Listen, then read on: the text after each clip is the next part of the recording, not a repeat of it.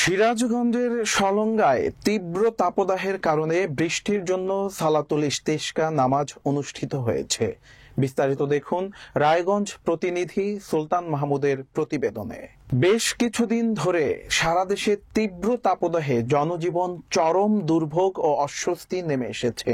তীব্র তাপদাহ থেকে রক্ষা পেতে মহান আল্লাহর নিকট বৃষ্টির জন্য আলেম ওলামাদের আয়োজনে সলঙ্গা ইসলামিয়া উচ্চ বিদ্যালয় মাঠে সকাল 11টায় ইস্তিসকার নামাজ অনুষ্ঠিত হয়।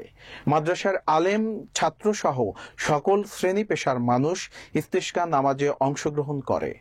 নামাজে ইমামতি করেন সিরাজগঞ্জ মালশাপাড়া কবরস্থান সংলগ্ন হাফিজিয়া মাদ্রাসার সাবেক মোহতামিম আলহাজ মুফতি মাওলানা মোহাম্মদ আব্দুর রৌফ।